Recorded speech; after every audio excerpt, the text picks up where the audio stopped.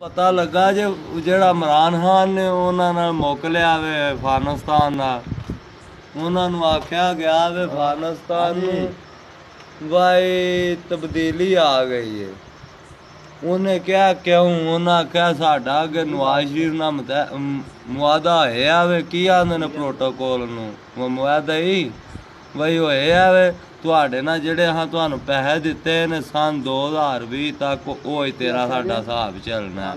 ਉਹਨਾਂ ਆਖਿਆ ਨਹੀਂ, ਹੁਣ ਇਮਰਾਨ ਖਾਨ ਆਇਆ ਵੇ ਤਬਦੀਲੀ ਹੋਣੀ ਚਾਹੀਦੀ ਹੈ ਵਿੱਚ। ਉਹਨਾਂ ਆਖਿਆ ਫਿਰ ਸਾਡੇ ਕੋਲ ਪਹਿਲਾਂ ਪੁਰਾਣਾ ਮਾਲ ਪਿਆ ਵੇ ਉਹ ਸਾਨੂੰ ਕੱਢਣ ਦਿਓ। ਇਮਰਾਨ ਖਾਨ ਨੇ ਆਖਿਆ ਬਿਲਕੁਲ ਨਹੀਂ, ਮੇਰੇ ਜਿਹੜੇ ਪੰਜਾਬ ਦੇ ਜੀ ਨੇ ਉਹ ਮਰਨ ਲੱਗੇ ਨੇ ਖੰਘ ਖੰਘ ਕੇ। ਤੁਹਾਡੇ ਜਿੰਨੇ ਤਗੜੇ ਲੋਕ ਨੇ, ਨਵਾਜ਼ ਸ਼ਰੀਫ ਸਾਹਿਬ ਨੂੰ ਹੁਣ ਉਹ ਗਰਦਾ ਲੱਭ ਰਿਹਾ ਜਿਹੜਾ ਬਾਹਰ ਜਾ ਰਿਹਾ ਵੇ, ਸਾਨੂੰ ਉਹ ਲੱਭ ਰਿਹਾ ਵੇ ਜਿਹੜਾ ਰੂੜੀਆਂ ਦੇ ਸੁੱਟਦੇ ਨੇ। ਉਹ ਆਂਦੇ ਨੇ ਚਲੋ ਇਹਨਾਂ ਨੂੰ ਦੇ ਦਿਓ ਇਹ ਪੀਣ। ਕਿਆ ਅਸਾਂ ਬਹੁਤਾ ਹੁਣ ਆਪਣਾ ਸਿਕਾਣਾ ਸੀ ਇਹ ਹੈ। ਜੇ ਹੁਣ ਮੇਰੀ 500 ਦੀ ਦਵਾਈ ਡਿੱਗੀ ਹੈ, ਹੁਣ ਮੈਨੂੰ ਇਹ ਦੱਸੋ ਬਈ ਮੈਨੂੰ ਇਮਰਾਨ ਖਾਨ ਨੇ ਕਿਸੇ ਵੀ, ਜੇ ਮੈਂ ਆਖਾਂ ਨਵਾਜ਼ ਸ਼ਰੀਫ ਨੂੰ ਆਖਾਂ ਮੈਨੂੰ ਸਿਰਗੜ ਚੁਕਾ, ਮੈਨੂੰ ਕਿਸੇ ਵੀ ਨਹੀਂ ਚੁਕਾਉਣਾ। ਮੈਂ ਗਰੀਬ ਬੰਦਾ ਵਾ, ਜਿੱਥੇ ਅੱਗੇ ਮੈਂ 50 ਦੀ ਲੈ ਕੇ ਚੁੱਕਦਾ ਹੁਣ ਮੈਨੂੰ 500 ਦੀ ਵੀ ਨਹੀਂ ਲੱਗਦੀ।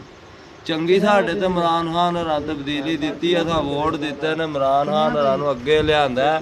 ਉਹ ਮਿਹਰਬਾਨੀ ਕਰੋ ਅਫਗਾਨਿਸਤਾਨ ਨਾਲ ਇਮਰਾਨ ਸਾਹਿਬ ਨੂੰ ਆਖੋ ਬਈ ਸਾਡੇ ਬਾਰੇ ਕੋਈ ਸੋਚਣ, ਇਹਨਾਂ ਨਾਲ ਅਫਗਾਨਿਸਤਾਨ ਨਾਲ ਹੱਥ ਸਿੱਧੇ ਰੱਖਣ। ਕਿਉਂ ਇਹਨਾਂ ਨਾਲ ਡਿੰਗੇ ਕੀਤੇ ਹੋ ਤੇ ਸਾਡਾ ਖਾਤਾ ਖਰਾਬ ਹੋ ਜਾਏਗਾ।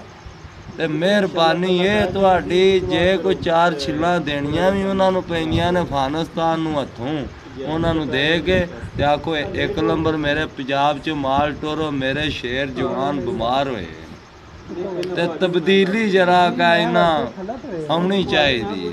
ਕਿਉਂ ਗਰਦਾ 2 ਨੰਬਰ ਹੋਵੇ ਤਾਂ ਅਸੀਂ ਮਾਰ ਗਏ, ਜੇ 1 ਨੰਬਰ ਹੋਵੇ ਤੇ ਅਸੀਂ ਇਹ ਜਿੰਨੇ ਵੱਡੇ ਲੋਕ ਹੈ ਨੇ ਨਾ, ਜਿੰਨੇ ਹੈ ਨੇ ਇਹਨਾਂ ਗਾਰਡ ਵੇਖੋ, ਜਿੱਥੇ 80 ਗਾਰਡ ਸਨ, ਜਿੱਥੇ 80 ਗਾਰਡ ਸਨ ਉੱਥੇ ਹੁਣ ਇੱਕ